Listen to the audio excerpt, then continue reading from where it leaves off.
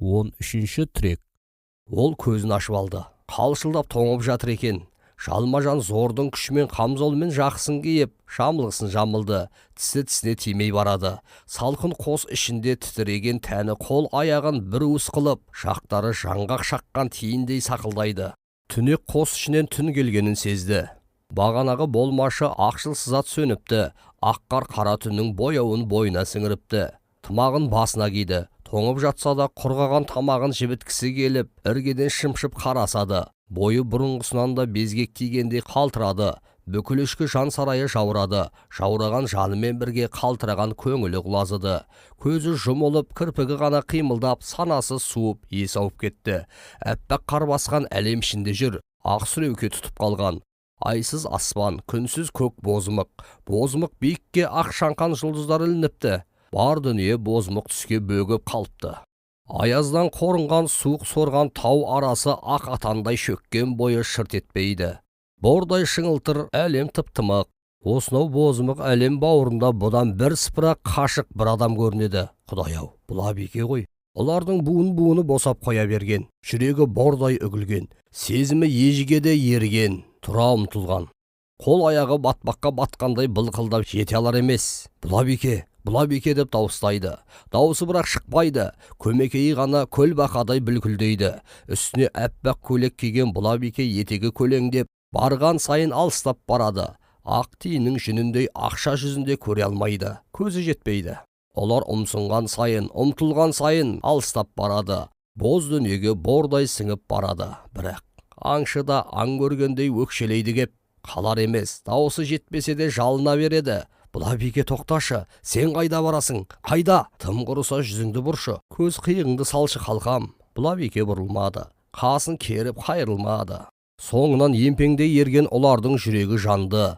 Ыстықтан көмейі күйді. Мұздай суық дүниеде жүрсе де маңдайы жіпсіп қоя берді. Бұл Абеке елесіне ерген сайын тер құйылды. Қол аяғы жеңілдеп, тұла бойы ақтер көктерден бусанып қоя берді. Алты айырғынан ақты дейсің, тынысы да кеңіген. Олар өз-өзіне келгендей, алқына тер жауып жатыр. Өн бойы малмандай малшыныпты. Тұралап жатқан тәні де демалып қалғандай. Бойы бірақ күйіп жанғанын қоймапты.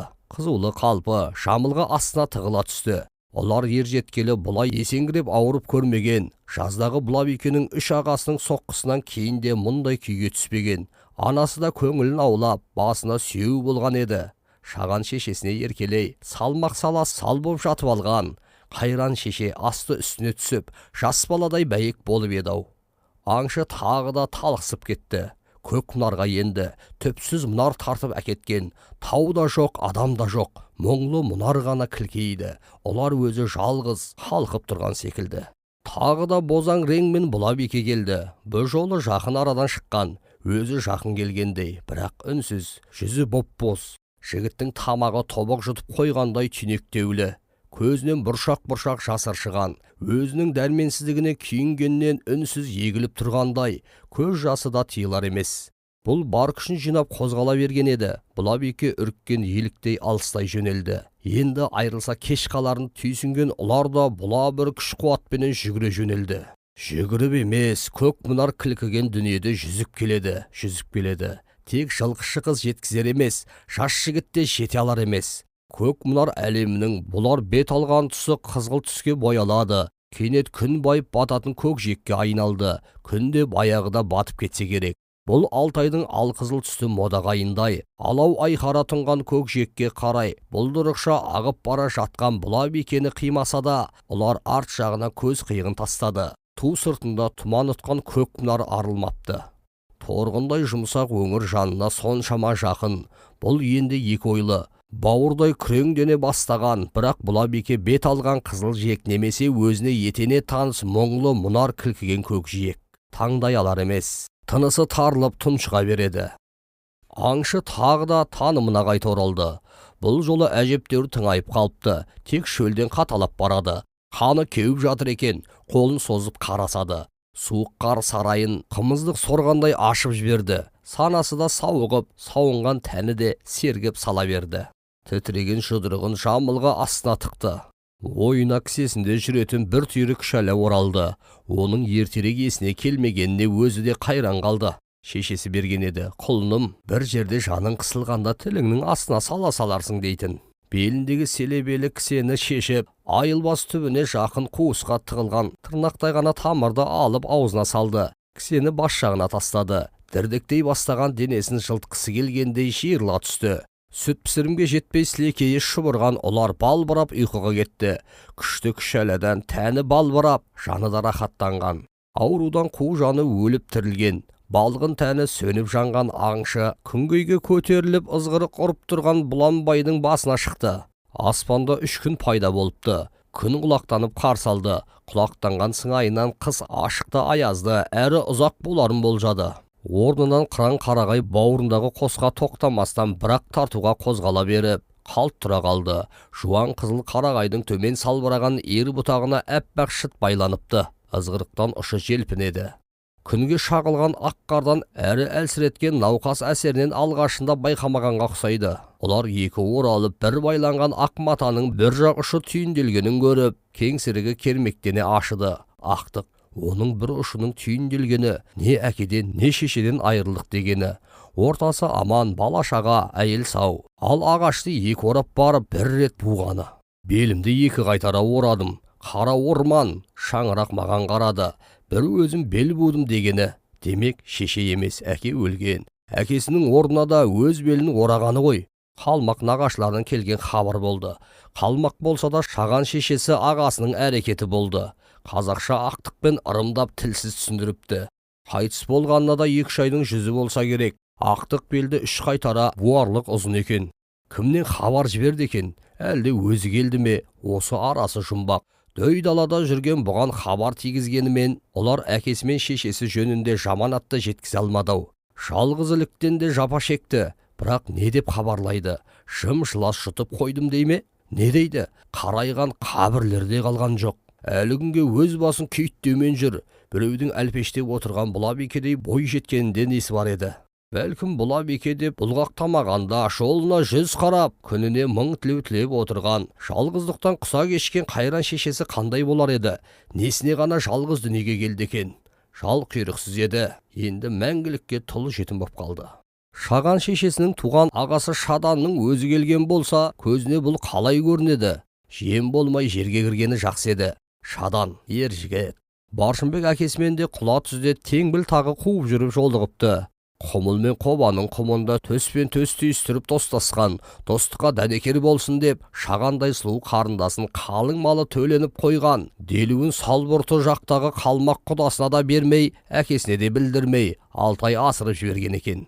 Ақ шүберек қар жаумай, боран жүрмей байланса керек, өйткені із көзге шалынбайды, мүмкін кетіп қалған шығар. Алыстан келген адам көп күтеде алмас, онда абзал болар еді. Сол аяқ тілегін тәңірі, қалауын Құдай оңынан келдірсе екен. 6 айдан із тауып кетсе, арым мен ұяттың ауыр салмағынан сәтке болса да айырылар ма еді. Әй, бірақ ен түзде түз құмар жанын жұбата алмас. Іштен тынған жанның жұлын жүйкесін кекті, қасіретті ой жегідей жегенін қоймас. Бірнеше күн бойын билей алмай, тәнін көтере алмай, жанын жалдай алмай дерттенген олардың көз алды күн нұры еркін, құйылған қарағайсыз алаңқайда қарауытып кетеді. Аңшы еріксіз шаңғы таяғына сүйеніп тұрып қалады. Жамбастай жатқызған ауру алып та кетпеген екен. Бұл дүниенің бар базарынан, бар азабынан оп-оңай құтылар еді. Тынымсыз қу жаны құлазығанында қояр еді. Тәңірі өзі көк құшағына қысар еді. Әке шешесі кеткен жұмбақ тәңірі тұңғиығына бұл да бір жолата батар еді. Олардың өлі әруақтарының суық құшағына енер еді. Жалғыздықтан да құтылар еді. Болмаса 6 ай жалғыз, бұл жалғыз. Жалғыздық енді бұған жараспас. Табиғатпен бір туып біте қайнаса да, ол да өңін сырт салды емес пе? Алдымен аюдай әкесін алды. Соңынан сұғын салып анасын жұтты. Ендігі кезек тек тезірек орайын келтірсе екен. Тәңірге разы бұл. Аурудан әлсірей тұрған тоңғақ тәні қос қара шалдың қимасына қарай қозғалған сайын қызынып, тері киімі астында бусанған. Қаншалықты ширақ қимылға салса да неше күн тұралатқан ауру аңшы олардың бұла қуатын қайырып тастапты. Өкпесі өшпесе де алқынысы басым, ол да таза ауаның арқасы, әйтпесе әудем жер аяладымын аштырмас еді. Қарлы бораннан кейін қарағай шырша, шарта шалама жамылған ұлпадан арылып, анда қалай қалыпты. Жер искеген мешел аршамен бой тіктеген быртық бүрген күртік жүріп, қасат астында қамсауланып қалған. Күнгейлерде ғана бұта қараған бой алдыра қоймаған. Сумылтық жануар қаражалдың күнгейін теуіп жайылып, жалғыздықтан кісінеп жүргенде шығар. Олардың өңі қуқыл тартты. Ол көктіреген қыран қарағай қанатының астындағы қосына жетіп, қоста қалған мосы секілді дүниелерін тері дорбасына салып, арқасына таңып, қаражалдағы қараша үйіне қарай аттанған уақытта күз күні кешкірген еді. Аязда еселенген, таушы тотасын қайырған майдай шыртылдап тұр. Көз байлана буаз ай көтерілген. Ол да түстіктен кешікпей қайта батпақ. Жеделдеткен жөн. Ай жарығымен қос қаражалдың арасындағы аяқ қағарсыз алаң-шалаң астаудай кең мол аңғарға жету қажет. Ары қарай түн тастай қараңғы болса да, қара шаңырағына дейін жалтаң жазық. Қарағай арасындағындай сүрініп қабынбас. Қалың түскен қарашаның қары жалтаң жүзінде сиыр таңдай күртікпен серелеп тастаған екен.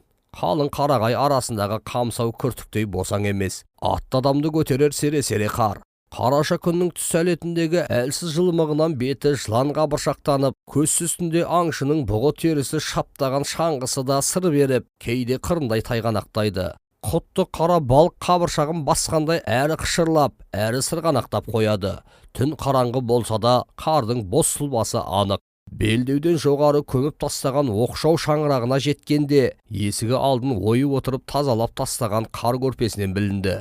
Олар қош шабықты көтере, маңдайша үстінен қолын сала текті ағытып үйге енгенде, төрдегі аю бөстекті жамбастай жатқан, құш жастықты шынтақтаған нағашысын шам жарығынан бірден таныды. Солақ екен ортадағы мосы асылған ошақтың қоламтасындай белгісіз бір қызулы толқын бұла бойын қарып өтті. Көңілі де ойпыл-тойпыл боп босап қоя берді. Тамағына өксік тірелді. Нағашысы шаданды үнсіз. Жер жылыса да қозғалмастай жамбастаулы күйі. Ол да күтулі. Олар бірдеңе дейін десе, көз жасы, көкірек шері ақтарылып кеткелі тұрғандай. Ол да үнсіз. Үстіндегі боз қырауда өсіп кеткен сақал мұртындағы мұзақта еріп кеткен. Екі талай уақыт өткен. Баяғы бір уақыттай шаған анасының алақаны салқын, бет әлпетін сипағандай болған. Шаданда жиеннің жайын айтпай-ақ ұқса керек. Сыр берместен салқын қарсалды. Олар жамылғысын жерге жеткізе кереге басына ілгеннен соң ғана екеуі төс қағысқан. Екеуі де көп тіл қатыспаған. Бәрі де белгілі еді. Шадан қаңырап жалғыз қалған қараша үйден олар үш орам қаралы байлау ақтықтан ұққан. Себеп салдарын сұраспады. Кейінгі күндерге қалдырысты. Семіз ор қоянның етінен жеңіл ауқат танысымен төсек салып қатар қисая кетісті. Тыныстап жатарда сумылтық жануардың күмбірлей кісінеген үні естілген. Олар көпке дейін көз ілдіре алмай, ту сыртын нағашысына қаратқан күйі жатты да қойды. Сумылтықта қайтып кісінемеді. Күнгейдегі ызғырық шыдатпаған ау жануарды. Белуардан қар құрсап, қос қабат киіз тұтып тастаған қараша үй қырқылтайдың ұясындай жып-жылы. Жан тартпайды, қан тартады екен. Шаданның бұған көзі әбден жетті. Олардай жиені әкесінен айнымай қалыпты. Сыртқы түр тұлғасы ғана емес, тұйық мінезімен тұйғын үлезі де тартқан. Сүтпен сіңген, сүйекпен келген қағылес қимыл, қайтпас жүрек соның айғағындай. Алам дегенін алмай қоймайтын албыр тілекте тыным таптырмайтындай. Бірақ осы бір ойранды ой мен салқын сезімнің түп тамырында жас аңшының өз басына қатерлі кектің жатқанын шадан күн өткен сайын айқын сезінді. Басында олардың ұйықтап жатқан аюды апаннан ағашпен түртіп шығарып, ашулы хайуанды селебемен сойып салып, соғып алғанын көргенде сүйсінсе, келер жолға аңшылықта көзі қан талай ұмтылып, ажалға сескенбестен қарсы келуінен мұның өзі шошитын еді. Кіші қаражалдың салмасының бұғағынан жазбай тапқан екеуі балапан самырсынды сыптап алып, қар басып жатқан үңгірдің апанындай аузындағы оймақтай ғана ойыққа жүгіртті. Үңгірдің тап төбе тұсы тақиядай ойла үңірейіп, ыстық дем үрген бу шығып жатқан. Осы аю лебі көтерілген ойылма жылымнан өңгей кірген самырсын сырғауыл аюдың тап үстінен түссе керек. Терісін тесе ырғай айналдырғаннан шыдамаған мақұлық үңгір ішінде өкіріп, бақырып, іле қарғымтай салып тастаған ауызды қолдарымен қопара аласұра атып шықты. Кәдімгі қоңыр аюдың өзі. Түбіттенген қалың түгі көз жауын ала құбылады. Ұйқыдан тұрса да бар әл қуатын күш қимылын қолма-қол бойына жинап алған хайуан күмістей қарға көздері шағыла шырадай жанды. ышқына кеп өкірді. Ашық күн көзімен түк тұрған толқындай қозғалып, жанды сәуле жүгірткен. Шаданда қанша жүректімін дегенімен атқалақтай кеп аузына тығылды. Бір сәт бойы мұздады, ұлар болса ақыра ұмтылды. Сол сәт Шаданның тәні шымырлап, жаны кеудесінде қояндай тыпырлаған. Бұл бір көп жылдан бері көрген сұмдық үрейлі көрінісі еді. Баяғыда Баршынбек досы жаздың қоңыр кешінде осылай бір ұмтылғантын. Енді ұлы. Ілезі, жылдам, шапшаң деген мағынада. Жылым, үңгір аузын қар басқанда аю демменен тесілген, жылы леп шығып жататын ойық. Қиябеттің еңіс шағында нық басып, екі аяқтан түк тұрған семіз аюға секіре келіп, қарсы алдынан дікеткен аңшыны айлакер аңда шапалақпен салып қалды. Бірақ әккі аңшы тік түскен жерінде тізерлей отырып қалса керек. Аюдың қолы ауаны қармады. Аңшы сол еңкейе тізерлеген күйі бауырды жанай, бөктелі бір бүйірге сырғып кеткен. Қорбаңбай да жауына келгенде жай отындай жылдам қимылын танытты. Олардың арқасында аю жамылғыны жауырын тұстан ілді. Алқымнан іле салған жеңіл тек ағытылып, тері жамылғы 10 саусақтың тырнағында жұмырланып қала берді. Осының бәрі қас пен көздің арасында өте шықты. Шадан шамырқанып та үлгірмеді. Қыз көзі қырауда аю алған аңшы жалғыз ұлар ғана емес. Шаданның өзі де Алтайдың арғы бетінде алып көрген. Бірақ бұлай емес, жалғыз да емес. 3-4 жан болып жүріп, жарақаттанып алып тиісетін. Қалмақтар білегімен қарына, денесіне жеңіл жібек арқанды орап алып, сосын ғана қарымды пышақпен қарсы тұратын. Аюмен ұстаса тұрып, жұқа қолтық астынан бойлата ұратын. Оларша басты өлімге тіге бауыр мен шапқа еңкеймейді. Ал қыста тіпті басқаша. Келер жолы да жиеннің кесімді қимылы айынмай қайталанды. Тағы бір рет тағы мезгілсіз өлім құшқан. Осы жолы жиеннің жүзінен аңшылықты қанды кек қайтаруға, жүректегі шерді қанмен жууға айналдырып, қатерлі жолға айықпастай түсіп алғанын таныды. Қой көздері қоңырды көргенде момақан күйінен арылып, шыныдай шынап шыға келеді. Қоңырқай көзі аршаның күліндей қуарып, еріндері кек өңезденіп кеткеннен ақ шошисың. Анасы Шағанның үстісіз үйден жоғалғаны, әкесі Баршынбектің түзден оралмағаны, жалын жүрек жігіттің бойындағы бар зұлым сезімдерін сілкіп, бар бүлкілдеген тамырындағы қызылғанын қайырымсыздыққа суғарып, сабырлы санасын суынтқан секілді. Ажалмен аяусыз ойнауға көшкен, жүрек жібімес, сезім салт етпес күйге еніп алыпты. Оған дүние қызуы қайтқандай, қызығы тарқағандай қазір. Бәрі де тәрк. Өлімнен қорқпайды. Қайта ажалдың өзі аңшыны айналып өтетіндей. Айналып өтіп те жүр. Ажал әлде сескенеді. Әлде ажалда адам таңдайды. Әйтпесе панасы, салқын тау, серігі сері аң болып жүрген ендегі сұраусыз жанды, сауғасыз пендені ала салар еді ғой. Әлі күнге дәм-тұзын тауысқан жоқ, еркіне қойған, қуатын құйған. Бірақ ажалдың айнал соқтағаны қатер, жанға қатер. Ол да ебін келтіреді. Аңшыны алыстатқан абзал. Оған дәп қазір көне қояр ол емес, қауіп пенен қатерді сезіндіру қажет. Сонда ғана жаралы жыртқыштай жанталас, жан күйінен арылады. Шадан, әрине, долай бақсы емес, сезіміне үрей ұялатып, көзіне қос көрсететін. Десе де аңшылық құрудың өзімен сескенткен жөн. Сол ғана оның мазасыз бұлқынған жаралы жанына әсер ете алады. Қанды кекті қайрай отырып қайырған абзал. Ол да алмас тектес, қара тасқа қайырылмас, жұмсақ былғарға жанылмас. Харпуын шыр қайра қана қайрар, аласта байырар. Нағашы ағасы Шадан аңшы өзін сондай ойларға сендірді. Аю аулаудың көне әдісіне көшкенді жөн көрген. Қалмақтардың өзі Алтай мен Сауырда, Тарбағатай мен Ерен қабырғада ілуде бір қолданатын ежелгі аңшылық. Қауіпсізде емес, екінің бірі бара бермейтін тағы тәсіл. Көпшілікке қол емес бірақ. Кіші қара жалдың құлаған салмасына қонып, аюдың тіске қатты майлы етін жеп, күнмен бірге көтерілген қос аңшы үлкен қара жалдың теріскейіне түсіп, түре көтерілген. Кеудеден көмген қар үстінде жыныс жылғалардың қарағайлы селдір жондарын жебелей жүрген. Кезіккен аңқыстың ізін шалмаған, жыммен жүгірген қояндардай қуалай қозғалған. Күн шағырмақ, қар қалың, түн ғана тым мұздақ. Бірақ аю терісімен сыртын қымтап, 5-6 сырықтың басын қосып тіккен қалмақы қос от жаққаннан, қар қамтығаннан екеуінде қыж-қыж қайнатып шыққан. Қазірде бусанып келеді. Екі қоңыр аюдың да терілері жүк болды. Олар тастамақ еді. Нағашысы болмай алдырды. 8 бүктеліп, аяздан серейіп қатып қалған терілер иқты ғажап, жауырынды жаниды. 14-ші трек. Күр-күр ете күркіреген күршім өзені үлкен қаражалдың ұзын бойына ала теріскей етегімен екпіндеп жатыр. Еміс-еміс тау өзенінің сырлы естіледі. Желтоқсан келмей мұз қатпай қатулы өзен үні құмыға қоймас. Көк сауырланған жайдақ пен асқақтаған құзғынды құздары да сіліңгір аспан астында алыстан ай мүйіздене қалыпты. Құзғындының барыс пен таутеке ғана мекендейтін қос қыртыс шың құздары ұларға бала күннен таныс. Маралды мен жайдақтың жауырындай жазық, шыбынсыз салқын жондары да етене жақын. Өтей жайлауы атанатын жайдақтың сала-саласында марал мен бұғы төрттілік мал мен өріп жүреді. Ол өңірде де аю атаулы молшылық. Аңшылар да баршылық. Қайран Алтай, ана Алтай, хан Алтай, алыптығына сай ғой, бай ғой. Бағзы замандардан бабалары өрбіген абат ана ғой. Олардың да ендігі жалғыз анасы Алтай. Алтайда туды, Алтайда өледі. Лайым, ана Алтайдың топырағы тартсын тәнін. Әкесі айтушы еді, қазір қойнау қолтығын кең жайлап жатқан қазақ атаулы ана Алтайынан түп қотарыла талай ауса керек. Бірақ бәрібір қыл шашақты байрақ тіккен, шабақты қара шаңырақ көтерген киелі мекені хан Алтайына оралып отырыпты.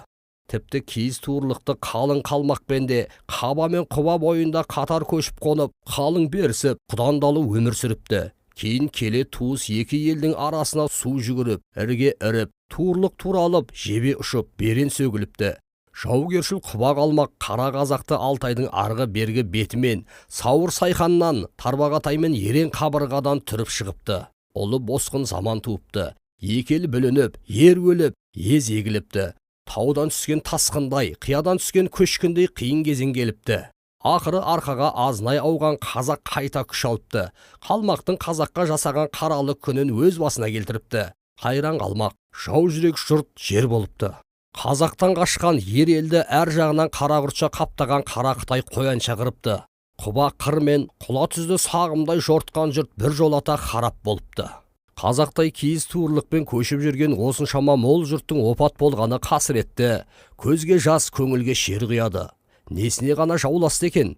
Жер жететін еді ғой. Алтайдың ой қырының өзі-ақ тақияларына тар келмес еді. Ол уақытта бұл алып өлкеде қалмақ пен қазақтан басқа жұртта болмапты.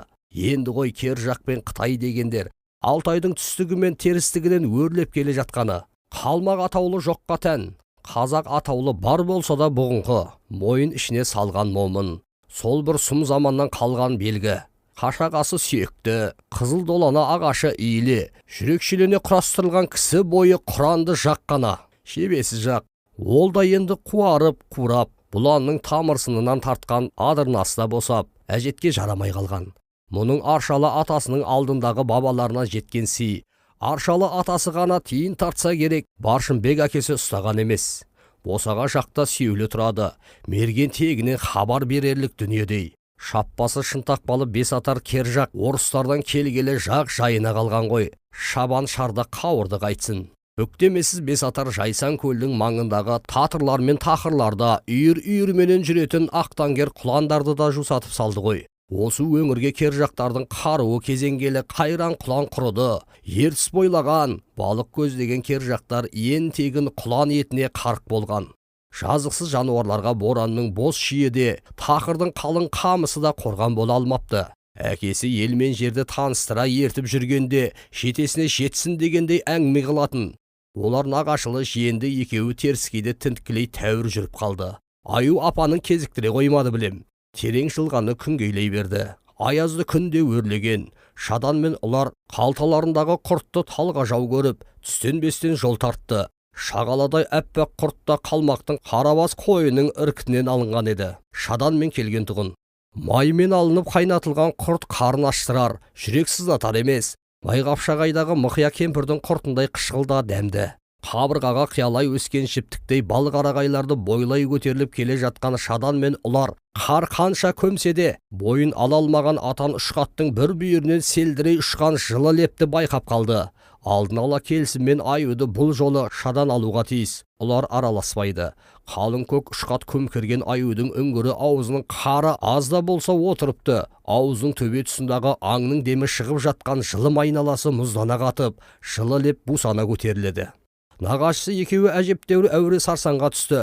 Алдымен жуан сандай бал қарағай мен қызыл қарағайлардың үшеуін нағашысының белінен түспейтін шағын өткір балтасыменен құлатты. Олардың етегін сымбалдап, кесілген түбін қададай үшкірлеп тастады.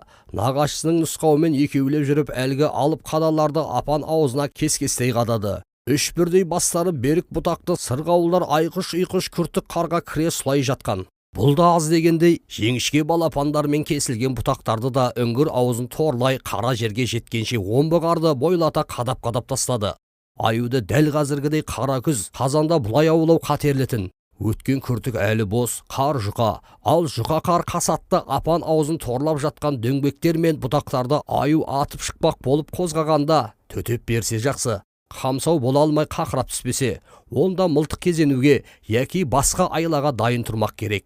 Қайта биыл қар қалың, қасат та бар, шадан соған сенген. Бұлардың абын-күбін ісінің дүрсіліне маймақ ояна қойған жоқ. Ұйқысы қатты хайуан бар дүниені ұмытып, тұмсығы ғана шуылдап жатса керек. Аюдың лебі шығып жатқан жылымның маңында балапан шыршалардың бұтақтан тазаланған сырғауылдармен шегендеп тастады. Жылымның аядай аузы ғана қарлығаштың ұясындай ғып ашық қалдырды. Құрықтай ұзын, солқылдақ самырсын сырғауылмен сол жылымнан жүгіртіп аюдың мазасын ала бастады. Маймақта ұзаққа шыдамады, өкірген үні шықты. Ала көлеңкеде үңгір ішінде аласұрған хайуан апанның аузындағы қасат қарды қопармақ болған сияқты. Қысқа қолдары шабақтай салған, жуанды жеңішкелі сырғауыл арасынан сумаңдай көрінсе де, ашулы мақұлық басып жатқан мол ағашқа тисе қоймады. Тақ төбе жағынан жарық түсіріп тұрған жылымға ұмтылса керек. Алғашында қолы көрініп, тесік аузын кеңіткісі келген. Онысынан бірақ түк шықпады. Шегендеп тастаған жылым аузы былық етпеді. Аю амалсыз жұмыр басын жарық дүниеге шығарды. Оның ақырған қып-қызыл аузы мен ызғарлы қоңырқай көздері аңшылардың жанарымен түйіскен. Солақ екен өз дәрменсіздігіне күйінген қоңыр аю ащы үн шығарған. Қып-қызыл көмейі үрлеген шоқтай боп көрінген. Олардың төбе қиқасы шымырлады. Тоң жүріп үлгірмей қалың қар астында қалған қара жерді, апаның аузындағы желке тұсын тырнақтарымен астынан ызалана тырналап жатқанын сезген шадан енді күтсе де кеш боларын біліп, беліндегі селебесін суыра жеткен. Сай-сала, тау-тасты, қарлы орманды мүлгіген ұйқысынан оята ышқынған аюдың жылымнан шыққан жалғыз жарым басына шадан қона кетті. Әрі қарай қалмақ аңшысының қимылы шалт болды. Ақша қардың бетін қанға бояй бауыздап жіберді. Олардың бойына суық үйіп жібергендей мұздап кетті. Іле қарқылдаған үн естілді. Шадан нағашысы қанын сорғалата басты кесіп алып, қолына көтере күліп тұр. Олардың тұла бойы түршігіп, шіміркеніп кетті. Ол сырт айналды. Құлағынан қарқылдаған маса түн кетпей қойды. Көз алдында бусанған бас, атқақтаған қысыл қан. Қар беті қорқ-қорқ жұтып жатыр. Олар қарадай лоқсыды, бірақ құсалмады. Шадан болса мұның ту сыртында әлі шаттанулы. Шыңылдаған құлағы оның даусын айыра алар емес, шың-шың дың-дың, даң-дың. Олардың сансыраған санасынан әлде аяныш, әлде жиреніш сезімі арылап өтті. Жиеннің көзі атсыздай болып теріс айналғаннан өзінің өшікті ісінің соншалықты тұрпайы әсер еткенін сезді. Оған іштей разы да болды. Аюдың жүрегін қалмақ ыстықтай суырып алмады, шикідей дәм татпады. Олар қарсы болды. Ұлы дене қол тимеген күйі апан ішінде қалды. Күн сары бесінге іліге аңшылар үлкен қара жалдың қараша үй тігілген тұсына да жеткен. Тік өрмелеп жал үстіне шықса, күнгей бауырдағы киіз үй төбесінен түседі. Күнгейде су мылтықта күтіп жүрген шығар. Олардың көңілі нағашысының аңшылығынан қатты суынған. Ештеңеге зауқы жоқ, тезірек қайтқысы келді. Күнде кешкіріп қалды. Күн шыққалы тау кезген сапарда сабылтып, нағашысының аңшылық құруы да жүйкесін шаршатқан сыңайлы. Қас қылғандай бұлар тағы бір аюдың апанына кез болды. Шаданың аулау тәсіліне салса, күн кешкіріп көз байланып кететін еді. Ал ұлардың ұрымтал аңшылығына шадан рұқсат етпеді. Оларда екі ойлайтын, бағанағы көз бақырайған, көмейі шоқтай қарынған қан-қан бастан ет жүрегі, ес сезімі шайлығып қалғандай. Бүгінге дейін бұлқынған бұла жүректе май ішкендей кілки қалған. Әйтеуір бір белгісіз сезім көңіл түкпірінен көтеріліп, алағзи береді. Әккі аңшы шадан жас жиеннің кек қатқан жүрегіне үрей көлеңкесін түсіргенін түсінді. Енді Алтайда жалғыз қалдырмай, жас шығып ел келгенше күнгейге алып кетуге көндіре алатынына көзі жетті. Көзі жеткендіктен де қолтықтай жылым басынан бұрылды. Бастаудың көзіндей бусанған жылым қала берді. Ар жағынан аюдың қорқынышты қорлы да естіліп тұрды. Аңшылар сол қорылда маймақтың аса зорларының бірі екендігінде шамалаған. Бұл кең шеңберлі жылым Айқоңырдың жылымы еді. Алақандарын ақ жемдете жалап, саусақтарын сорып жатқан Айқоңыр баладай бұйыққан қалпы, өңгір үшін алып кеткен әппақ бу арылмас күйге еніпті. Айқоңырда ұлы қорылға басқан, аузын күртік құмтап, ыстық дем тұмшалаған кең мекен. Өңгір аузының көк желкесін ала мұражадай демірлеген, көксіңгі салбыраған жылым төңірегі ғана қоңыр салқын. Қара жердің көк иісіменен бірге жамбасына жұмсақ деген аршаның шұпары қосылып, оған аңның табиғи иісі араласып, боз боран бу ішінде күлімсі қоңыш жылым аузына қарай тарайды. Буға сіңген күйі сырттағы саф ауаға селдірдей тарайды. Майға бөккен Айқоңыр қорылдаған күйі жабайы алмадай абырай түскен. Ішкі жан дүниесі де жұмбақта, жұмақ жайда балбырап жатыр. Қабағын ұйқы басып, табиғи тынысыменен түс шайған. Ол түс көруде. Түсі де өңі де тектес, ұлы ұйқыға дендеген сайын сырлы елеске елтей берген, беймарал күйге енген. Жер қара, күн жылыдағы тынымсыз тірліктен тәтті ұйқы құшағы құтқарған. Шала өлген тәні шамырқансыз шуаққа бөленген. Жаңа түскен күздей шыбын жаны сары шуаққа шомылып, жүргені әлде тұрғаны белгісіз күйде қорғасындай балқиды. Тұман ұтқан түсте өз ұйығына ұйыта тартқан, қараңғы үңгір түбінде бұлаңытқан қалаңытқан әлемге батқан. Сары кірекейдің бауырында жалғыз өзі аунап қунап жатқан сияқты. Таңдайына балдай қою, балдырдай уыз дәмі келеді. Өзегі майланып жүрегі кілкейді. Жаны жәннатқа енгендей райс күй кешеді. Ақ бу жайлаған үңгір табанында ыстық бауырға жанаса береді. Баяғы бір мамалақ күндері екен, онда ақпанның ақырған күндері еді. Айқоңыр өткен кеткен күндерге елтей түскен, май табанын білеулей сорған. Анасынан айырылып, жалғыздықпен жан сауғалаған ашарық уақытта сынаптай сырғиды. Әппақ түтіні ақшаңқан отаулар алдындағы қазан ошақтан көтерілген әсем ауыл, тамыз орталаған, қарақат ағып жатқан уақ ұйқылы ояу санасын саумалайды. Қонжық Айқоңыр домалана күйленіп, жамбастаған жеріне үйленіп, мол жемістен жүрегі қарайған. Қарақат пен қызылқат қалыңынан шығып, жал-жал тау сағаларын шортып, ащы өзегін басар жеміздеген. Өрісте жүрген өңкейген сиырларға бата алмады. Шұнақ құлақ суырларды баспалады. Ол да бірақ алдырмады.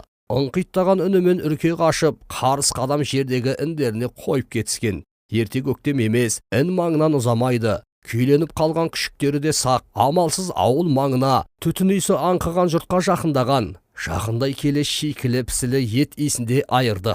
Қалың қарағай саясын паналағаны бар болсын, әлде қандай төрт аяқтылар орман шетінен көрінген қонжықты байқап қалып, арсылдап қоя берді. Ит атаулыны сонда ғана көріп, төрт аяқтылардың екі аяқтылармен бірге тұрып жатқанына таңғалған. Тұла бойы жылан шағып алғандай шымырлады. Сол бір сұр бөрілерге ұқсайтын мына төрт аяқтыларда қарап тұрмады. Бұған қарай 5-6-ауы арпылдай салды. Сары кірекейде енесінің сұр бөрілерге көз алдында қасап болғанын бір мезгілде бағамдаған естер қонжық қарағай ішіне зытқан. Дөңге қарай шері шатпақ жалғыз аяқпенен тоңқаңдай жүгірді. Ол бармен безілдей дөң төсіне ілінгенде салпан құлақ сары төбетте жетті. Тайыншадай төбеттен қорыққан қонжық тіп-тіке жуан қарағайға шығып кетті. Осы кезде ғана құлақтары тік тұрмаған, салпаң-салпаң қаққан иттерде келіп үлгірді. Бәрі де қарағай басына шығып кеткен Айқоңырға тістерін қайрап, жалпылдай кебірген. Кейбіреуі тамырлары шорланған жуан қарағай түбін тырналады. Онда да түк шықпасын сезді ме, арсылдап арпылдап қана доңбайт танытты. Айқоңыр төмендегі төрт аяқтылардың іс-әрекетін бақылап, мазақтай үн шығарды. Иттер өршелене өрген. Кешікпей екі аяқтылардың бала шағалары да келді. Олар атқып мініп келген ұзын шыбық талдарымен төменде отырған мұны шықпырта бастады. Айқоңыр өрмелей жоғары қашқан. Ересектеулері оған да қойғысы келмеді. Олар да өрлей көтеріліп, бұтақтарға қуа отырып, айғайлай сабап түсіргісі келген. Айқоңыр да қулыққа көшті. Шыбыртқыларды шап беріп ұстап, тартып алып жерге қарай лақтырды. Мұндайды күтпеген балалар да аңырыса қалып, қайта шуласты. Ит пен бала үнінен қарағайлы төбе азан-қазан шуға толды. Сол екі ортада екі аяқтылардың үлкендері де аттылы жаяулы жеткен. Олар да бір-біріменен мұны нұсқай ырғаса шуласып, ақыры бала шағаларын иттерін қуалай ертіп әкетті. Бұған тиген жоқ. Бәлкім жазықсыз хайуанды аяды, бәлкім кірекейі бар деп сескенді. Өз демінің буалдыр буына бөккен Айқоңырды үзік-үзік үмітсіз елестер иектей береді. Айнала сүттей шуаққа тұнған, Айқоңырдың қоңыр көздері алдында әппақ әлем толқып тұр. Сейілер емес. Алып Айқоңырда өн бойын ерткен жұмбақ сезімге сергер емес. Қайта сол бір жайлы сезім жанын баурап алған. Аюдың да бойы балқи берген. Тұла бойы тарамыстай таралып, тамыр-тамыры бүлкілдей соғып, қуат құйылған бір күй кернеді. Мамырда осындай қуат ғайыптан кеп құйылушы еді. Крекей қуалайтын, оны да сарыла іздейтін еді сол шақта. Талмастан құмардан шығушы еді ау. Мына ақшуақта ағзаларындағы ашына сезімдерін оятып алған. Бой-бойы булыға бұлқынды, тамыр-тамырын қуалаған қуатта ләззатшыл сезімдерін шабақтайдай кеп. Әппақ дүние арасынан әлде бір сұрғылт сұлба ерекше көзге шалынды. Суық сұлба, ақшуақ жанға рахат, тәнге қуат. Ал жансыз сұлба мұздай. Айқоңыр алақандарымен сипайды, сап-салқын. Наурыздың қарындай жұқа табанын ызғар қариды. Ерте көктемде наурыз қары осылай зарғақсатушы еді. Тұла бойы шіміркене тоңып, іле шала қайта қызынушы еді. Енді бұл жолда солай болды. Әлгіндегі суық сұлба қара балысымен ысынған тәні салқындап, сұлбаны саралады. Сұлба емес, адам тәні. Әйел тәні екен. Марқакөлдің шағаласындай әппақ құс жұмыртқасындай сүйкімді, алқынған жүректі басар, лапылдаған қан тамырын тітіретер тән. Айқоңыр бәрінде бағамдаған, баяғы атқыбұлақ басында жолығысқан жан ғой, сол бір сұлу тән. Аю алдында аяқ астынан әспет әлем пайда болған, тек тым ызғарлы. Айқоңыр өз-өзіне енді келген. Әйел тәні әлі де өзіне тарта түседі. Ақшуақта сейілгендей, ақ тән айқындана түскен. Баяғы қара шашы жоқ, күмістей әппақ жібек шашы желпейді. Айқоңырдың жүзін жанап-жалап өтеді. Аюдың қояншық сезімдері қайта селтете қалады. Қызуы көтеріліп, жанды жаны қозады. Әйел тәнін жылтқысы келгендей бауырына тартады. Ол бірақ кеудесінен кері итеріп, қашқақтай құтылғысы келеді. Мұздай қолдарынан ұстап алған Айқоңыр айырлар емес. Кенет әйел сұлбасы сытылып, суысып жүре берді. Әппақ ақша әлем қайта басты. Ақ сұлба буға айналғандай ауаға сіңді. Айқоңыр айырылып қалды. Сұлба суып кетті. Кең танауынан будақтаған бу жылтқан үңгірде, қамсыз өлі төсегінде жатқан Айқоңыр қозғалар емес. Быртық саусақтарын көмейіне қарып жіберіп, талмай сорады. Ақжем алақанда қызыл тіліне майша жағады. Қысқы ұйқы көк желкесінен басады. Жылым түбі жылымық. 15-ші трек. Қазанның ақыры өл араның басында шадан жеңін ертіп, өр Алтайдың арғы беті күнге ене қарай ат басын бұрды. Сумылтыққа мінгескен екеу тынбайдың биігімен тартты. Қырқа жал жондарда қар жұқа, ат тізесінен кейде тұсардан ғана түскен. Ебінің желі де алып кетіп, күнгейлерді қарайтып тастапты. Сумылтыққа да жеңіл. Қос қара жалдың арасындағы алқымды арнада жетімсіреп қарашай қалды. Қар тұтқындаған тау арасында түңілігі жабылып, есігі жабуланып жығусыз қалды. Қара жалдың қарағайлы жылы көз ұшынан жасырған сәтте олардың көзіне жас келді. Ер үстінде жауырынын беріп отырған. Болғын терісінен тігілген үшкіл тымақты қалмақ нағашысы мұның көз жасын көре алмайтынына қуанған. Өткенде әкесінің нағашысы Қаратайлар мекені Қатон Қарағайдың тұсынан шаңғымен тура асып келіпті. Құзғынды мен жайдақтың қимасынан қиялай түсіп, көршімнің басын кесіп өтіпті. Ендігі салт атты жол Алқабек арқылы түскелі тұр. Алтайдың асулары жабық, салт атқа жол жоқ. Қалың омбы мен қатерлі көшкін кес-кестеулі. Жау жүрек нағыз жиенін кеше түнде ежелге қалмақ аңшылық ғұрыппен жүрген ауыр жолдан оралысымен өзімен бірге кетуге әрең көндірген. Көнбесте еді, қобының құмынан түйегейік, кісігейік, теңбіл тағы аулаймыз деп еліктіріп, көкшіға қайта ораласың деп сенімін орнықтырды. Алтайдың Сарықұмға әукелейтін сілемі, қобда арқылы құлан аулауға, қобының күнгейінен де теңбіл тағы мен ақтангер құлан. Сайырдың сиыр бүйректі сұр жоталарынан жылқыға шабар алалы тарпанға да тор құратынын айтты. Осы астарындағы сумылтықта сол сайыр тарпаңы мен жылқының арасынан шыққан будан. Тарпаңдай тұрқы ұзын, түйегі сом, бойы зор. Қыста қар теуіп, жазда шөл кезіп күн кешетін жануар ғой. Бөріге алдырмас тарпаң тұқымы, тобығы теріс біткен дейтіннің өзі. Тазы шалыс жүйріктен тынысы кең, сіңірі сірлеу. Шауып келіп, шөл қандыра су ішсе де құлан. Тағы тарпаң тегінде тышқаншық болмайтын жабайы долылық сол. Олар жиенінің 14-15 жасында Баршынбек құрдасымен еріп келгенде шаданың өзі бәсіре етіп еді. Құбақан құлынды азақ күнде бастықтырып еді олар. Тарпаңның тұқымы Алтайдың басында жалғыз жүрсе де, жалғызсырай қоятын емес. Жабайы жылқының қаны ғой, тек шабысар байталының жоқтығы ғана жануарға бататындай. Жаз жайлауға шыққанда үйірге түсіп түгі түлеп қалар. Қан қызуын, сезім шарпуын сол уақытта қайырар. Таудың тапал жылқылары мен даланың тұрықты тарпаңдары қосылса, қандай буындар дүниеге келер еді шіркін. Баяғы көшпелі қазақ қалмақ бабалар сахараны сары сағымдап сапырып, бөртеп бөрідей жортқанда, сумылтықтай тарпаң тұқымдармен күн түбіне озып, ай бетіне шыққан-ақ шығар. Сағымдай көшпелі ұлығыр, ұлан далада жылқы атаулының түбі саналатын құлан, тағы, тарпаңда бұл күнде сиреген. Мұңғылдың құр жоны мен жоңғардың даласын, Шайсан көлін маңы мен арқаның сары даласын мекендеген ақтангер, Құбақан құлан, Сарықұм мен Қобыны, тағылы мекен мен аққұмды кезген теңбіл шұбар жирен тағы, Тарбағатайдың тақыр төбелері мен сауыр сайырдың тасты селеулі сұр тауларын үйірлеген торы тарпаң жоққа тән. Оларда күн ауған сайын сүйіліп барады. Баяғы бір бабалары билеген бұла заманындай желдей жайылып, жондай желіп, үйірге таласып, тұяқпен шабысып, тевісіп, тіспен қағысып, қысып қатар жусап жүрмейді.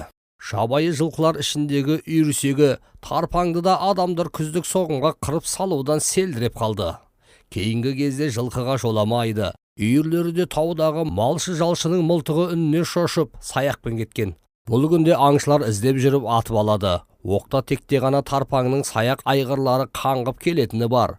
Өрістегі жылқыға қасқыр тигенде шарқ үйрушеді.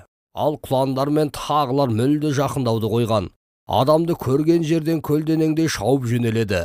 Қырда құлан, татырда тағы тұрақтамайтын күн туған уақ қой бұл.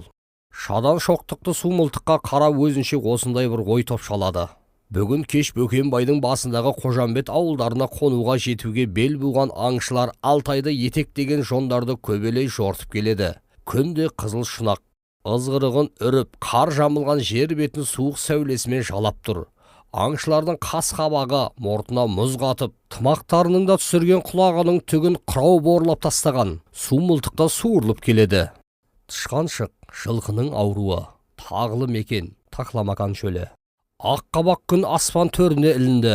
Өлері өшіп, қараша келді. Қазан құлаған, шығыс бет шұғылаға шомылып, түстік түнемелге тарынып, теріскей түгі жығылып, батыс бұлыңғыр тартқан қара күзеді. Буаз күн астында қар қамтыған Алтай мен Сауыр, Сайхан мен Сайыр, Тарбағатай мен Ерен қабырға, Алай мен Қобда әппақ шудадай айрандана сүйылады. Ұлы Алтайдың түстігін ала іркес-тіркес созылған жоталы дала мен Қобының өң түсі сұпсыр құмы қылаңтады. Қара жел көтергеннен бұта басына ілініп қалған ешкінің түбітіндей шұп-шұбар. Ұлы жоңғар жазығы да теміреткедей тарғыл-тарғыл.